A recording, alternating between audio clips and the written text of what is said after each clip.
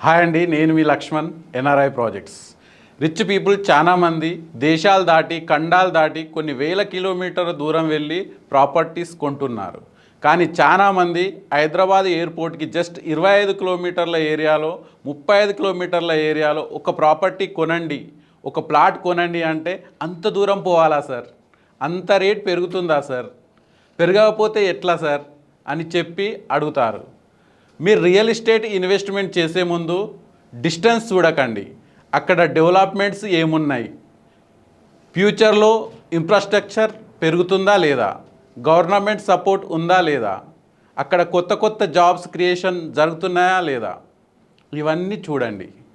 అదేవిధంగా ఒక legal guidance తీసుకొని, ఒక ప్రొఫెషనల్ అడ్వైస్ తీసుకొని మీరు ఒక రైట్ ప్రాపర్టీస్లో ఇన్వెస్ట్ చేస్తే నెక్స్ట్ కమింగ్ టు 5 to 10 ఇయర్స్లో అద్భుతమైన రిటర్న్స్ వస్తాయి. ఈరోజు మనం దూరం అనుకునే రేపు అది దగ్గర అవుతుంది. మీకు ఒక చిన్న ఎగ్జాంపుల్ చెప్తా. మా గురువు నాకెప్పుడు చెప్పేవాడు, లక్ష్మణ్ గుర్తుంచుకో, ఫస్ట్ టైం అత్తగారింటికి పోయినప్పుడు దూరం అనిపిస్తుంది, కానీ పోతూ ఉంటే దగ్గర అనిపిస్తుంది.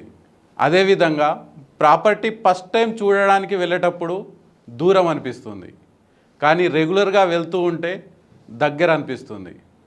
ఇన్వెస్ట్ చేసే ముందు దూరమా దగ్గర అని చూడకండి, డెవలప్మెంట్ చూడండి, గ్రోత్ చూడండి.